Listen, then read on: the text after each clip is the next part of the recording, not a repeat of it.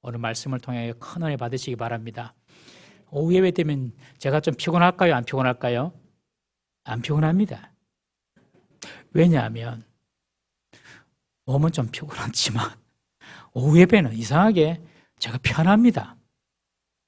제가 오후 예배를 잘 안 하잖아요. 지난주 이제 하고 목사님 안 계시니까 제가 하는데 편해요. 왜 편할까 생각해 보니까 오전 예배는 진짜 긴장을 하거든요. 오전 예배는 믿음의 스펙트럼이 너무 다양한 사람들이 많이 오니까 억수로 긴장합니다. 정말로 긴장합니다. 토요일 저녁마다 저는 항상 긴장합니다. 주일. 아직까지 이 내공이 없어서 그런가 봅니다. 그런데 주일 오후는 편안합니다. 왜냐하면 장로님들, 권사님들, 집사님들, 하나님의 말씀을 들으려고 사모하는 자들, 이런 분들이 와 계셔요.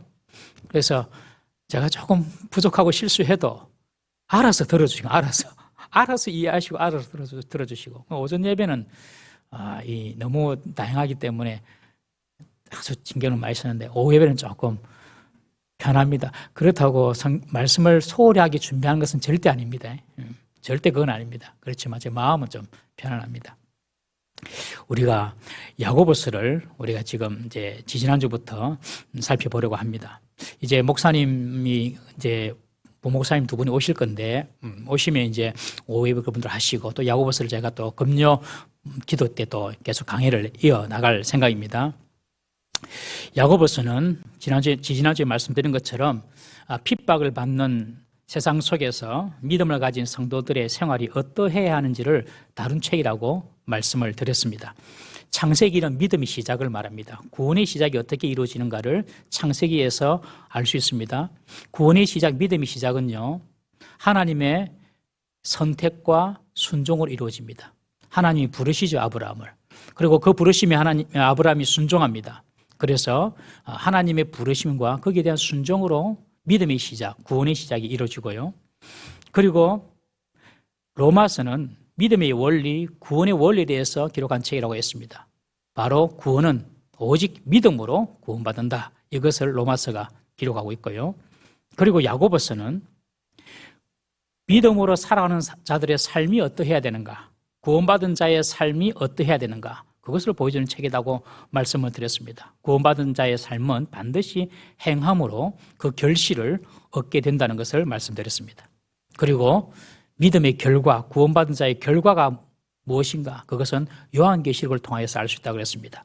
예수님의 재림과 승리, 그리고 믿음으로 사는 자가 누리는 복과 승리에 대해서 요한계시록이 기록하고 있다. 그렇게 우리가 볼 수 있습니다. 그래서 이 네 성경은 특별히 중요한 책이다. 다 중요하지만요, 그렇게 말씀을 지난주에 드렸습니다.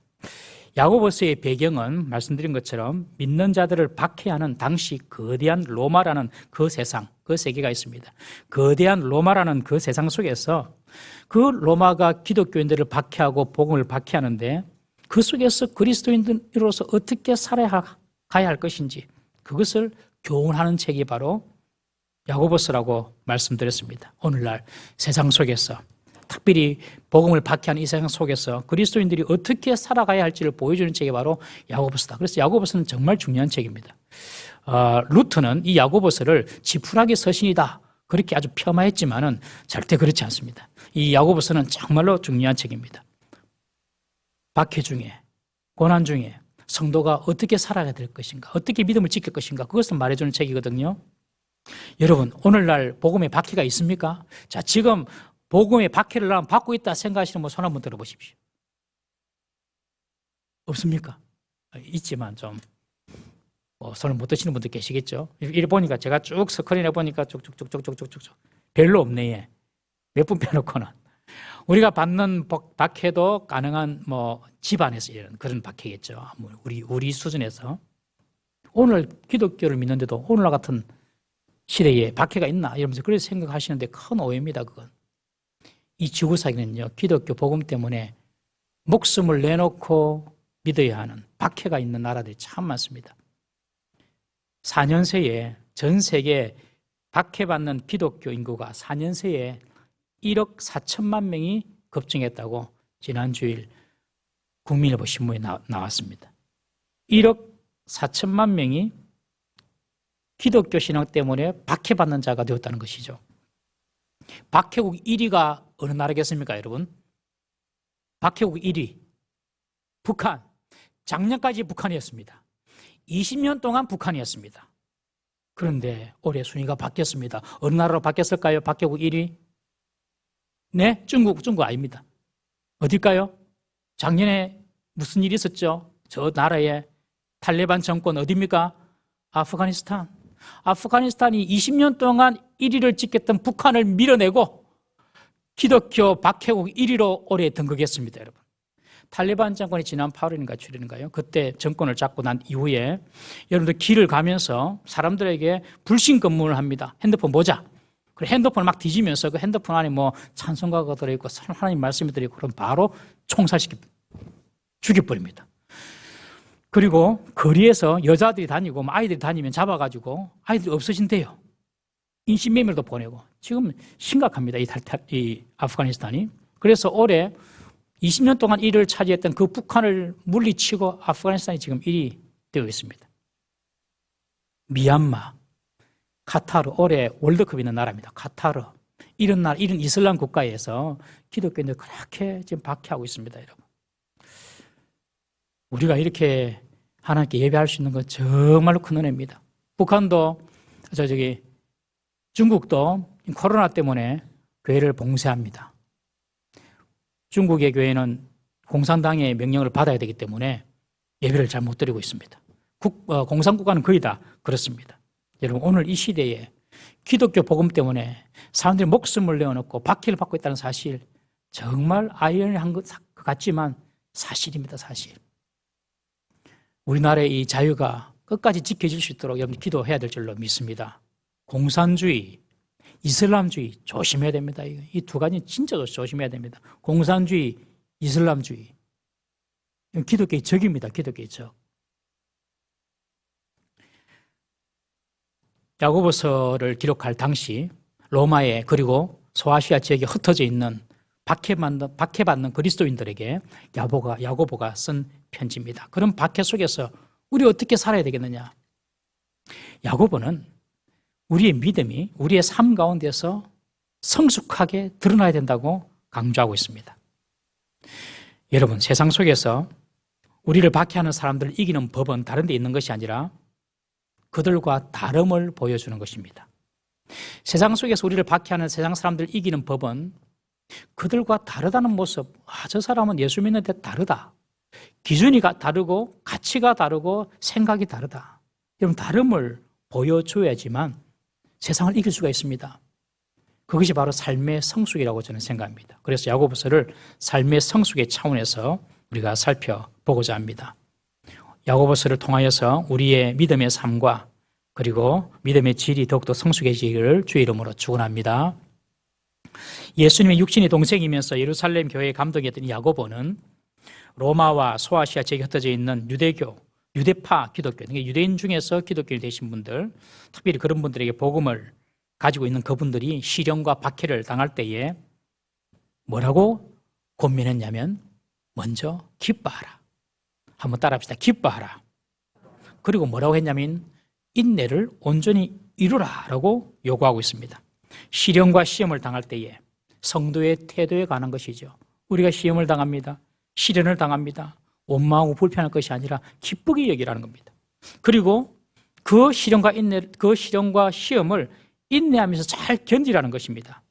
이 말은 우리 성도에게 임하는 시련과 고통이 결코 성도들을 파괴할 수 없다는 것을 전제합니다. 성도들이 당하는 믿음의 시련 때문에 오는 그런 시험, 박해는요, 우리를 파괴하는 고통이 아니라 우리를 더욱 성숙하게 하고 온전하게 하는 도구라는 것을 지금 야고보가 말을 하고 있는 것입니다. 여러분, 우리의 삶에 나타나는 고통과 고난, 이것들이 여러분들 절대 파괴할 수 없음을 꼭 믿으시기 바랍니다. 잘 인내하시고 잘 견디시면 그것이 반드시 복과 상이 되어서 우리에게 돌아옵니다. 인내의 온전함을 통해서 우리가 가장 크게 받을 수 있는 복이 무엇입니까? 그것은 바로 성숙하고 온전한 믿음과 인격을 가진 우리 자신입니다, 여러분. 우리 자신이 복이 되는 것입니다. 우리 스스로가 복이 되는 것이죠. 어떤 상을 받고 또 어떤 선물을 받고 이것을 끝나는 것이 아니라 어떤 환경이나 어떤 상황이나 잘 풀리든지 안 풀리든지 흥하든지 때로는 망하든지 어떤 상황에서도 우리 자신이 온전해져 버린다는 것입니다. 우리 자신이 온전해져 버리기 때문에 어떤 시련도 핸들링하고 감당할 수 있는 그런 성숙한 사람이 된다는 것입니다. 우리 빌립보서 4장 12절 말씀 한번 읽어보겠습니다. 빌립보서 4장 12절 시작. 나는 비천에 처할 줄도 알고 풍부에 처할 줄도 알아. 모든 일에 배부름과 배고픔과 풍부와 궁핍에도 처할 줄 아는 일체의 비결을 배우노라. 바울이 가졌던 그 일체의 비결, 어떤 상황에도 풍부하든지 가난하든지 비천하든지 고상하든지 어떤 상황에서도 그 상황을 커버할 수 있는 그런 일체의 비결, 그 비결이 자기 속에 있다는 것입니다. 성숙해지, 완전한 성숙을 이루는 것이죠. 여러분, 이것이 바로 제일 큰 복입니다. 우리가 온전한 인격과 온전한 믿음의 사람이 되는 것, 그것이 제일 큰 복입니다. 어떤 상황도 어떤 사람도 어떤 삶과 죽음도 다 수용하고 그것을 조절할 수 있는 능력의 사람이 되어버린 것입니다. 여러분, 시련과 시험을 인내로 잘 견디면 오히려 그런 고통이 우리 자신을 성숙하고 온전한 자로 변화시켜줌을 믿으시기 바랍니다. 그러니 시련과 시험이 올 때에 기뻐하라. 그리고 그 시험과 시험을 잘 참고 잘 견디라. 그렇게 야고보가 권면하고 있습니다. 그렇지만 고난이나 시험을 당할 때에 모든 믿는 자라고 해서 그 고난을 통과하는 것은 아닙니다, 여러분. 어떤 사람은 시련 중에 믿음이 더 약화되고 심지어 믿음을 떠나는 사람도 있습니다. 바울의 동력자 데마를 아시죠? 데마. 이 데마는 바울이 선교여행 갈 때마다 따라다녔던 사람인데 바울이 두 번째 로마의 감옥으로 들어가게 되는 것을 보고 이제 바울도 죽을 날이 얼마 안 남았구나, 이걸 직감합니다. 그리고 바울을 버리고 자기 고향으로 도망가 버립니다. 시험과 시련이 온다고 해서 그것을 잘 견디고 잘 인내하는 사람도 있지만 그냥 그 믿음에서 돌아서 버리는 사람도 있다는 것이죠. 여러분, 절대로 그런 사람 되지 말기를 바랍니다. 어떤 사람은 시련과 시험을 통과하기는 합니다. 통과하기는 하는데 고생만 하면서 통과합니다. 그 시련과 시험을 통하여서 얻는 그런 영적인 유익, 온전함, 성숙함, 그것은 얻지 못하고 그냥 고생만 하면서 그 시험과 시련을 통과하는 사람도 있습니다. 야고보가 시험과 시련을 당할 때에 기뻐하고 인내하라 말을 했지만 말처럼 그렇게 쉬운 것은 아니라는 것입니다. 오늘 야고보가 그것이 쉽지 않기 때문에 그 시험과 시련을 통과할 수 있는 비결을 말해줍니다. 그것이 뭐냐 하면 지혜라는 것입니다. 지혜. 시험과 시련을 통과하려면 지혜가 있어야 합니다. 지식과 지혜를 잠깐 비교해 보면 지식은 삶에 관한 부분이죠. 그러나 지혜는 삶에 관한 부분입니다. 지식은 어떤 원리적인 측면을 의미하고 지혜는 그 원리가 삶에 적용되는 측면을 의미합니다. 지식은 인간의 집적물들을 탐구하는 과거적인 것이고 사람이 쌓아놓은 그런 어떤 원리들을, 그런 지혜들을, 또 그런 지식들을 공부하는 그런 과거적인 것이고 지혜는 앞으로 일어날 일에 대한 탐구로 미래적인 것입니다. 지혜는 본질을 통찰하는 능력이라고 볼 수 있습니다. 다 본질을 통찰하는 능력, 그것이 지혜입니다. 하나님의 말씀을 아는 것은 지식이지만 하나님의 말씀을 삶에 적용하는 것이 바로 지혜입니다. 잠언은 지혜의 책인데 이 지혜의 중요성에 대해서 잠언 3장 13장 18절은 이렇게 기록합니다. 우리 함께 한번 읽어보겠습니다. 시작.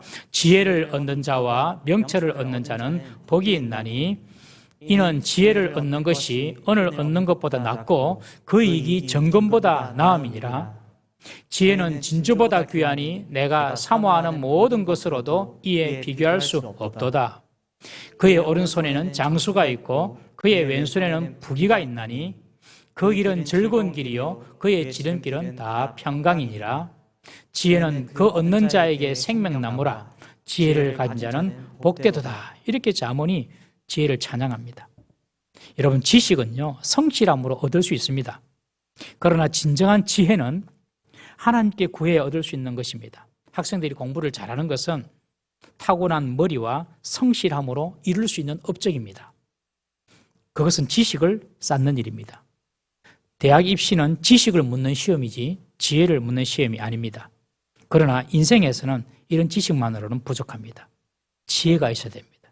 지혜가 있어야지 시험을 통과할 수가 있기 때문에 그렇습니다. 당시 복음으로 인해 박해와 핍박 때문에 흩어져 있는 모든 그리스도인들에게 야고보는 그 시련과 박해를 통과하기 위하여서 지혜가 있어야 된다. 그 지혜가 없는 자들을 하나님께 구하라라고 말을 합니다. 예수님께서도 70명의 전도대를 파송 보내고 전도하시면서 예수님께서 하신 말씀이 있죠. 내가 너희들을 세상 가운데 보내는 것이 마치 이리떼 가운데 어린 양을 보내는 것과 같다. 이리떼 가운데 어린 양을 보내는 것 같다. 너희들을 전도하러 보내는데. 여러분, 하늘의 복음의 이야기를 가지고 이 사람들이 70명의 전도대가 세상으로 나가는데 땅의 사람들에게 하늘의 이야기를 지금 들려줘야 됩니다. 땅의 사람들이 볼 때 하늘의 이야기를 전하러 가는 이들, 하늘의 이야기라는 이들이 얼마나 어리석게 보이고 현실 감각이 없어 보이겠습니까, 여러분? 오늘날도 믿지 않는 사람들이 믿는 사람 보면요, 참 현실 감각 없는 사람으로 보입니다. 여러분, 그렇게 보여야 됩니다. 지금 눈앞에 있는 것을 부정하고 눈에 안 보이는 하늘의 것을 바라보고 마치 신기루 쫓는 사람들처럼 우리의 신앙이 어떻게 보면 허무맹랑해 보이고 어리석게도 보일 수가 있는 것입니다. 그러니 예수님께서 너희들을 세상에 보내는 것이 마치 이리떼들 가운데 어린 양을 보내는 것 같다. 이런 말씀하신 거예요. 이런 믿지 않는 자를 만날 때 예수님께서 뭐라고 하십니까? 그러므로 너희들은 뱀처럼 지혜롭고 비둘기처럼 순결을 하라라고 말씀하십니다. 뱀처럼 그들에게 꼬리 잡힐 빌미를 주지 말고 비둘기처럼 거룩하고 순결하게 살라고 말씀하십니다. 뱀은요, 사람들이 보이게 다니지 않습니다.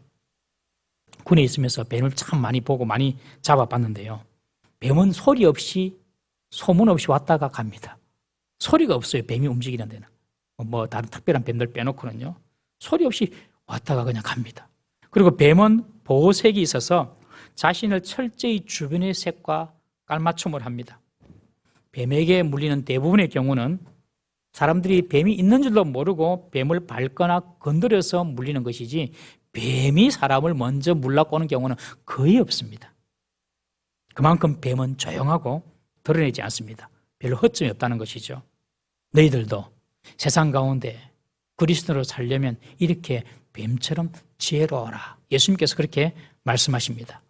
여러분, 직장에서나 가정에서나 믿지 않는 사람을 만나지 않습니까? 믿지 않는 사람과 우리가 동행하고 거할 때에는 우리가 뱀처럼 지혜로워질 필요가 있습니다.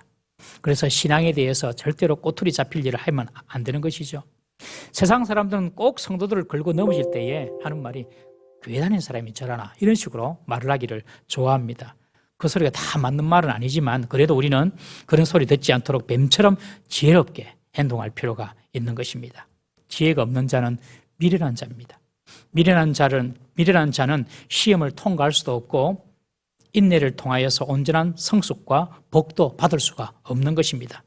미련한 자에게 복은 어울리지 않습니다. 그러므로 우리가 미련해서는 안 됩니다. 하나님으로부터 지혜를 받아야 됩니다. 그 지혜를 주시는 분이 바로 여호와 하나님이십니다. 지혜는 하나님을 아는 것으로부터 시작합니다. 하나님으로부터 나오는 능력이므로 지혜를 얻으려면 기도해야지만 지혜를 얻을 수가 있는 것입니다. 우리 잠언 9장 10절 말씀 한번 보겠습니다. 잠언 9장 10절 시작. 여호와를 경외하는 것이 지혜의 근본이요 거룩하신 자를 아는 것이 명철이니라. 여호와를 알지 못하면 지혜가 없습니다. 지혜가 본질을 통찰하는 능력이라고 했는데 여러분, 이 세상의 본질, 사람의 본질, 그것을 아는 사람이 지혜로운 사람입니다. 그런데 이 세상의 본질, 사람의 본질을 어떻게 알 수 있습니까? 이 세상을 창조하신 하나님을 알고 사람을 창조하신 하나님을 알 때에 세상과 사람의 본질을 알게 되는 것입니다. 그러므로 지혜는 세상과 사람을 만드신 하나님으로부터 나오는 것입니다.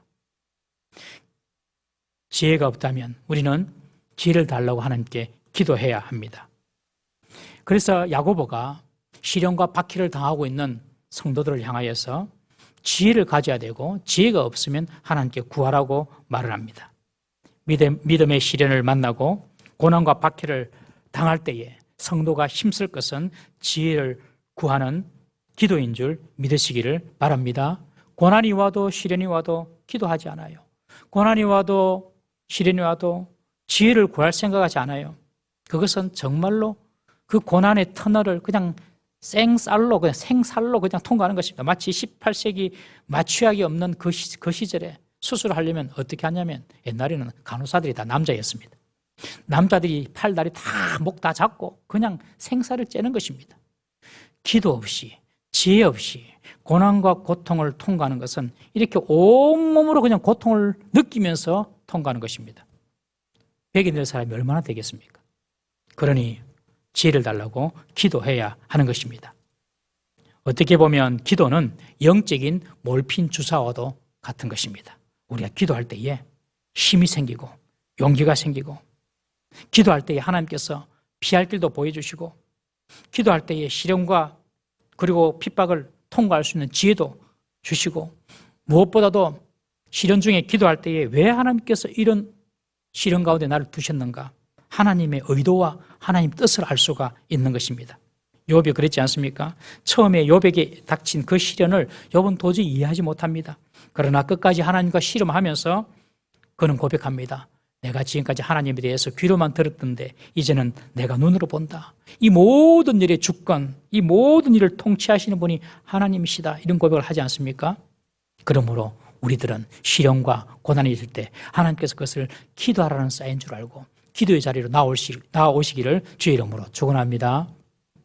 야고보는 지혜를 얻는 기도를 요청하면서 기도할 때에 가져야 되는 주의점에 대해서 알려줍니다. 첫 번째는요, 5절에 보면 하나님은 모든 사람에게 후히 주시는 분임을 믿어야 한다라고 이야기합니다. 하나님은 믿음을 가진 모든 사람에게 후히 주시는 분이시다. 이런 목사라고 장로라고 중직자라고 기도 잘 들어주시고 더 많이 주시고 그런 차원이 아닙니다. 물론 맡겨진 직분에 따라서 하나님께서 주시는 은사와 능력이 있습니다만은 그러나 기도할 때에 하나님은 사람을 차별하지 않습니다. 모든 사람 믿음을 가진 모든 사람 그 모든 사람들이 하나님께 기도하면요 하나님은 후한 응답을 주시는 분이심을 우리는 믿어야 할 줄로 믿습니다. 누구든지 주님의 이름을 부르면 구원을 받는 것입니다. 누구든지 예수님의 이름으로 기도하면 응답을 받는 것입니다. 하나님은 후하게 응답해 주십니다. 후하게. 여기서 말하는 후하다는 말은 관대하다, 신사적이다 그런 뜻입니다. 째째하거나 따지지 않는다는 뜻입니다.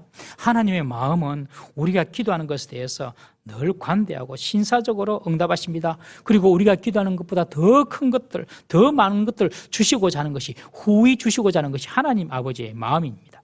그 사실을 우리 알아야 됩니다. 그리고 그것을 믿고 기도해야 됩니다. 솔로몬이 1000번제 후에 하나님이 그 꿈에 나타났습니다. 솔로몬에게 묻습니다. 내가 너에게 무엇을 해주랴? 솔로몬이 말합니다. 하나님께서 내게 맡겨주신 백성이 너무 많은데 내가 이 백성들 재판할 지혜가 없습니다. 그들의 말을 들을 수 있는 듣는 분별하는 그런 마음을 주십시오. 듣는 마음을 주십시오. 지혜를 구했는데 하나님은 솔로몬에게 지혜뿐만 아니라 그가 구하지도 않았던 부귀와 영광까지 넘치게 주셨습니다. 여러분 하나님은 후히 주시는 분이신 줄 믿으시기 바랍니다. 기도할 때 이 사실을 꼭 기억해야 됩니다. 하나님은 후히 주신다. 두 번째 여러분들 보시면 또 베세다 들녘에서 오병이어를 예수님께서 5,000명 먹이지 않습니까? 오병이어로. 그때 예수님이 조금 찔끔찔끔 주지 않았습니다. 우리 요한복음 6장 11절 말씀 한번 읽어보겠습니다. 시작. 예수께서 떡을 가져 축사하신 후에 앉아 있는 그들에게 나눠주시고 물고기도 그렇게 그들의 원대로 주시니라. 원대로. 먹고 싶은 대로 배가 부르도록 원대로 주시는 분이 우리 하나님이십니다. 후히 주시는 분, 원대로 주시는 분 믿습니까? 이런 하나님에 대한 믿음을 가지고 기도해야 된다는 것이죠. 하나님은 반드시 우리가 원하는 대로 그리고 우리의 후하게 주시는 분이시다. 이 사실을 꼭 기억해라는 것입니다. 두 번째 우리가 하나님께 기도할 때 기억해야 될 것은 하나님은 꾸짖지 않습니다. 꾸짖는 분이 아니라는 것을 우리가 믿고 기도해야 됩니다. 여기 본문에 나타나 있는 구하라라는 이 단어는요 문법상 구하기를 계속하라 미완료형으로 기록된 말씀입니다. 구하기를 계속하라. 구하기를 또 구하고 또 구하고 또 구해라 이 말입니다. 언제나 계속해서 지혜를 구하라고 명령하는 것입니다. 여러분, 하나님은 우리의 강구나 그리고 우리의 소원들을 멸시하거나 귀찮아하거나 비난하거나 꾸짖거나 책망하는 분이 아닙니다. 이런 기도도 하나님께 드려야 되나? 예, 드려야 됩니다, 여러분. 하나님은 우리의 계속적이고 반복적인 기도 절대로 꾸짖지 아니하십니다. 하나님께서 꾸짖지 않는다 이 말은 약점이나 실수를 찾아내지 않는다는 뜻입니다. 하나님 우리 약점 보고 우리 실수 찾아내가지고 그거 가지고 막 뭘 하시는 분이 아닙니다. 여러분, 아무리 좋은 사람도 계속 달라고 하면 불쾌하잖아요. 불쾌함을 느낄 때가 있습니다. 그러나 우리 하나님은 우리의 계속적이고 반복적인 기도에도 결코 우리를 꾸짖지 아니하시는 줄 믿으시기를 바랍니다. 어떤 목사님은 자꾸 달라고만 기도하냐고, 그런 기도하지 말라고. 그 의도는 충분히 알겠어요. 주님께서 이미 주신 것에 대해서 감사하고 오히려 내 것을 드리고 헌신하는 기도를 해서 하나님을 기쁘시게 해라. 예, 다 맞는 말씀입니다.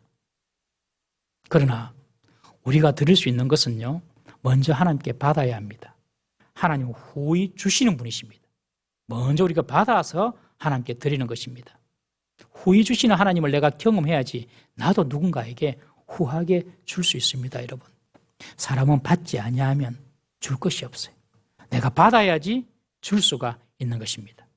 그러므로 하나님은 우리의 반복적이고 계속적인 달라는 기도, 그 기도도 결코 무시하지 않음을 믿으시기 바랍니다. 만약 우리가 기도를 잘못하면 하나님은요, 우리의 기도를 바르게 이끌어 주십니다. 제가 자주 말씀드린 거 아닙니까? 기도하는 것을 두려워하지 마세요. 이거 기도해야 되나 말아야 되나 그렇게 고민해서 기도 안 하는 것보다 그냥 기도하는 것이 100번 낫습니다. 기도하면 하나님께서 우리 기도가 잘못됐을 경우에 이렇게 성령께서 이렇게 우리의 기도를 이끌어 가주세요. 다 여러분들 경험하지 않습니까, 여러분? 이 세상에서 가장 안전하고 위대한 투자는 바로 기도하는 것인 줄 믿으시기를 바랍니다. 절대 손해보지 않는 투자입니다.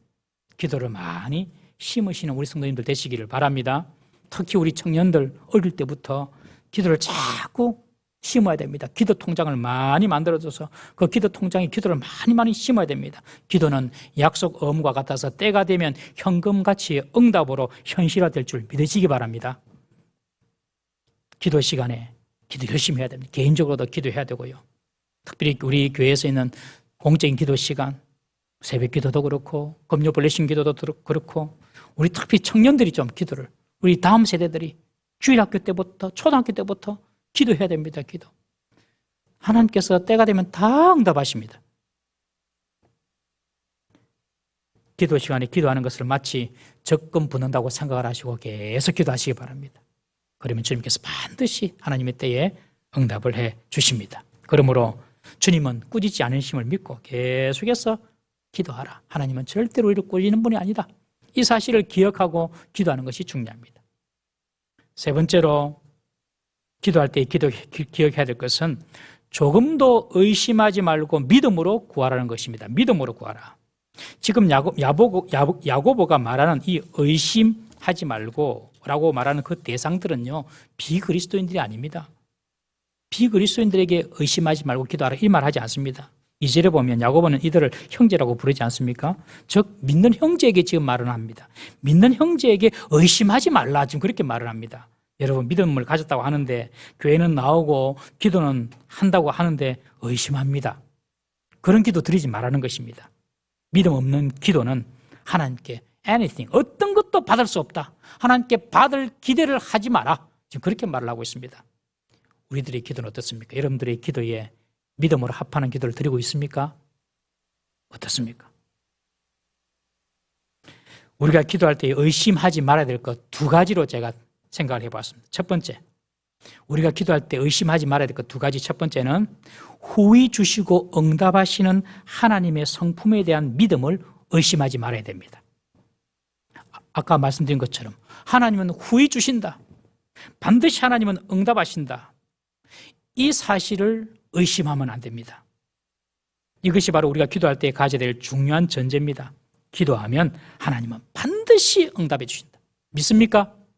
이 하나님의 성품에 대한 믿음을 놓지 말라는 것입니다. 그것을 의심하지 말라는 것입니다. 하나님의 성품에 대한 이 믿음, 내가 기도하면 반드시 응답하신다는 이 믿음, 그걸 불신해서는 안 된다는 것입니다. 우리가 요한복음 살펴봐서 알지만은 금요기도 때 가나 혼인잔치에서 마리아, 어머니 마리아가 예수님께 와서 말합니다. 지금 포도주가 떨어졌다. 그때 예수님께서 뭐라고 이야기합니까? 여자여, 나와 무슨 상관이 있습니까? 내 때가 아닙니다. 내 때가 아닙니다. 내 때가 아니구나. 죄송합니다 하고 가야 될 건데, 이 마리아는 뭐라고 이야기합니까? 종들에게 무슨 말씀을 하시든지 그대로 행하라. 무슨 말씀 하시든지 그대로 행하라. 내 때가 안 됐다 하더라도. 여러분, 내 때가 아니지만 주님께서도 간절하게 구하면 주님의 때로 만드셔서 역사하시는 줄 믿으시기 바랍니다. 우리의 기도는요, 때를 당기는 기도입니다. 때를 당기는 기도. 기도가 차이면요, 때가 당겨집니다. 주님께서는 저만큼 돼서 주려고 하는데, 우리의 기도가 막 차면요, 저만큼 뒤에 있을 그 복을 당겨서 주십니다, 여러분. 믿으시기 바랍니다. 그것이 예수님의 성품입니다. 하나님의 성품입니다. 기도하면 반드시 주님은 우리에게 응답해 주신다. 이 믿음을 놓지 말라는 것입니다. 수로보니게 여인, 가나안 여인 아시죠? 예수님께 와서 내 딸이 귀신 들렸습니다. 예수님께서 말씀하십니다. 어떻게 자녀의 떡을 취하여서 개들에게 주겠느냐? 이방인들 너희들 개처럼 취급받지 않냐? 개들에게 주겠느냐? 그러니 그 여인이 뭐라고 합니까? 예, 옳소이다. 많은 개들도 주인의 상에서 떨어지는 부스러기는 먹습니다. 예수님께서 그 고백을 듣고 이만한 믿음을 내가 본 적이 없다. 네 딸이 나았다. 선포해버리지 않습니까, 여러분? 예수님의 그 응답하시는 그 성품 믿음, 그 믿음을 가지고 기도해야 된다는 것이죠. 여러분, 우리의 모든 기도에 하나님께서 응답하심을 믿으시기 바랍니다. 이 예수님에 대한, 이 하나님에 대한 인격에 대한 믿음, 그 믿음을 기도할 때는 꼭 붙잡아야 됩니다. 의심하면 안 됩니다. 두 번째, 기도할 때 의심하지 말아야 할 것은 기도할 때 받은 응답이 있습니다. 즉 지혜에 대한 신뢰입니다. 우리가 이런 기도를 했습니다. 하나님께서 지혜를 주십니다. 기도 중에. 그러면 그 지혜를 받았습니다. 그러면 그 지혜대로 순종하고 실천해야 됩니다. 그런데 눈을 감았을 때는 모든 것이 다 될 것 같은데 눈을 딱 뜨고 현실로 딱 돌아오보니 기도 중에 받은 그 지혜는 너무너무 위험 부담이 크고 마치 실패할처럼 보이는 것입니다. 그래서 우리가 기도할 때 의심하지 말아야 될 두 번째가 뭐냐면 기도 중에 받았던 하나님의 응답 그리고 하나님의 지혜 그것을 끝까지 붙들고 순종하는 그런 믿음이 있어야 한다는 것입니다. 하나님의 지혜대로 했는데 당장의 결과가 나타나지 않을 수도 있습니다, 여러분. 그러나 그래도 하나님의 지혜를 포기하지 말고 끝까지 믿고 나가는 것입니다. 기도 중에 받은 지혜가 있으면 그 응답을 붙잡고 끝까지 나아가야 된다는 거예요. 그 믿음을 가지라는 것이죠. 기독교가 로마의 박해와 압제 속에 있을 때에 기독교인들은 철저히 비폭력으로 대응했습니다, 여러분. 우리 3.1 운동도, 일제시대 3.1 운동도 우리 기독교인들이 다 준비해서 거사한 것 아닙니까? 그래서 우리는 비폭력이다. 일본군이 총을 쏘면 맞아 죽자. 여러분, 그 운동이 3.1 운동, 그것이 기독교 정신입니다. 로마 시대 때도 예수 믿는다고 잡으면 잡히고 때리면 맞고 죽이면 죽임 당하고 사자굴까지 던져지고 오른밤을 때리면 왼밤 들이내고 여러분 이것은 너무너무 어리석어 보이는 그런 모습입니다. 너무너무 어리석게 보여요. 그러나 300년이 지나자 로마는 완전한 기독교 국가가 되어버립니다. 이것이 하나님의 지혜입니다. 당시 로마에 대항해서 로마의 박해에 같이 투쟁하고 무력으로 싸우고 그것이 좀 합리적이고 있어 보이는 길이지만은 그 길로 가면은 필패입니다. 여러분 하나님의 지혜를 세상의 지혜 앞에 두면 정말 볼품이 없고 정말 나약해 보이고 무력해 보입니다. 그래서 세상에서 하나님의 지혜로 사는 것이 너무나 힘이 듭니다.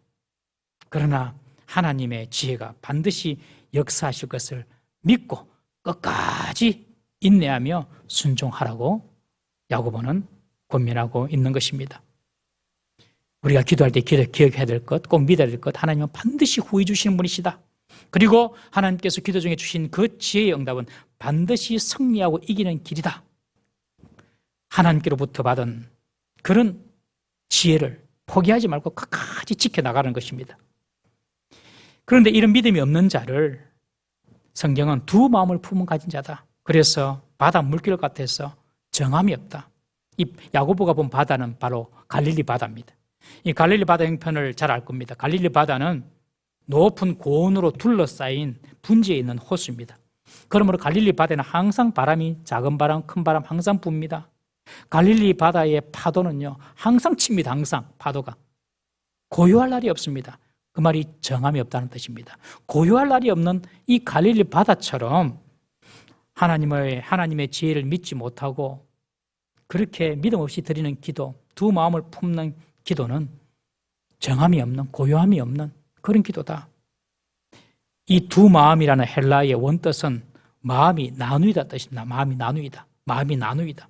세상의 지혜로 따르고자 하는 마음, 하나님의 지혜를 따르고자 하는 마음, 세상의 방식을 신뢰하고자 하는 마음, 하나님의 방법을 따르려고 하는 마음, 이것이 두 개로 나눕니다. 마음이. 이 두 마음이 이렇게 나누어집니다.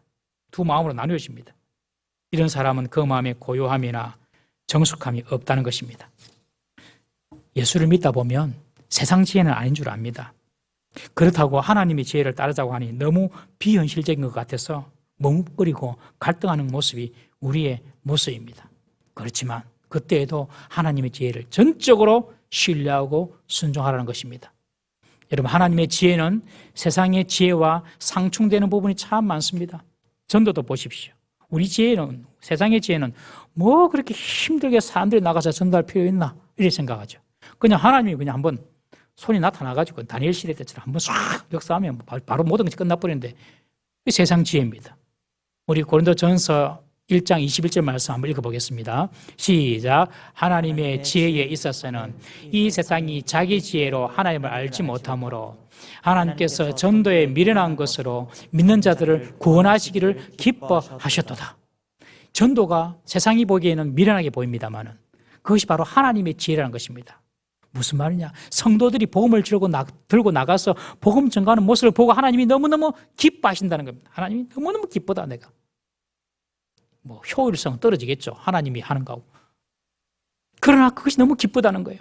그리고 그렇게 전도할 때에 하나님께서 전도하는 사람에게 상을 주십니다, 여러분.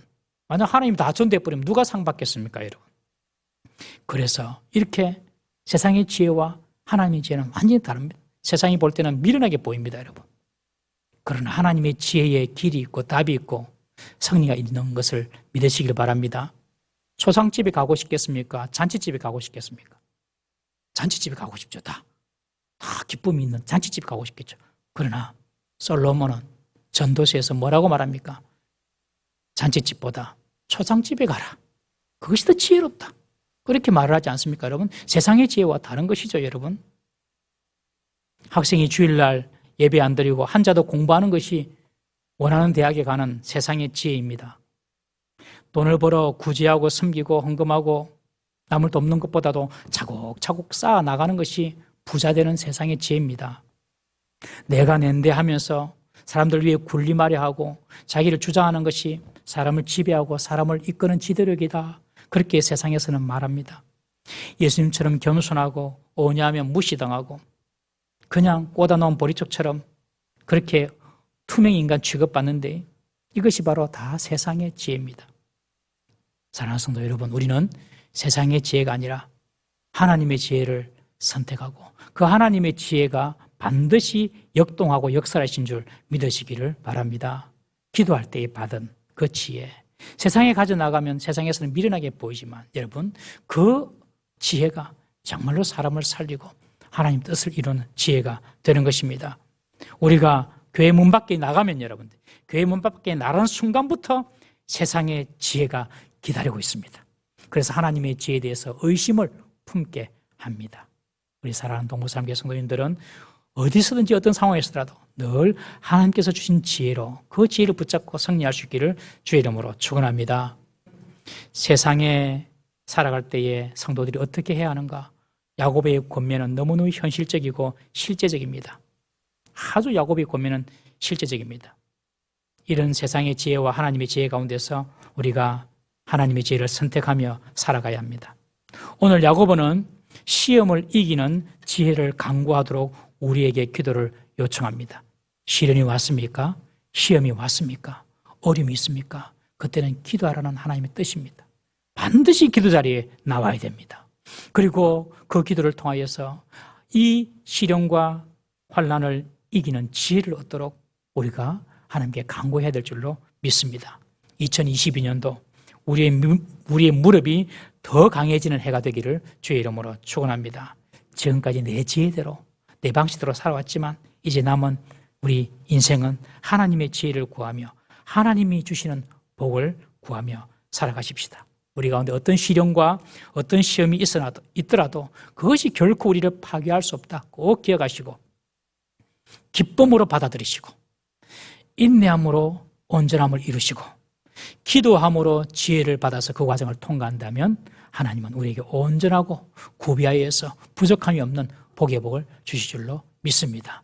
2022년도 이런 복을 다 받는 우리 성도 되기를 주의 이름으로 축원합니다. 기도하겠습니다. 우리 자신이 한번 기도 생활을 한번 돌아보십시다. 나는 정말 어떻게 기도하고 있는가? 먼저 실제적으로 내 기도하는 시간이 얼마나 되는가 한번 돌아보십시다. 두 번째, 우리가 기도할 때에 오늘 야고보가 권면한 것처럼 믿음으로 기도하는가? 하나님은 정말 후히 주시는 분이신 줄 믿고 내가 기도하는가? 내가 계속 반복적으로 구하더라도 꾸짖지 아니하시는 좋으신 하나님이신 것을 믿고 기도하는가? 기도 중에 하나님께서 주신 지혜, 그 하나님의 지혜를 세상의 지혜로 덮어버리지는 않는가? 우리에게 믿음이 있는 그런 기도가 있는지 우리 한번 자신을 돌아보십시다. 기도하는 시간, 그리고 그 기도가 정말 믿음의 기도가 되는지 한번 자신을 돌아보시고 2022년도 기도의 무릎이 강해지는 해가 될 수 있도록 다 같이 한번 주여 부르짖고 통성으로 기도하시겠습니다. 주여, 아버지, 시련과 시험과 혼란과 박해 중에서 더욱더 기도의 무릎을 든든히 하는 저들 되게 하여 주시옵소서. 아버지, 우리가 누구를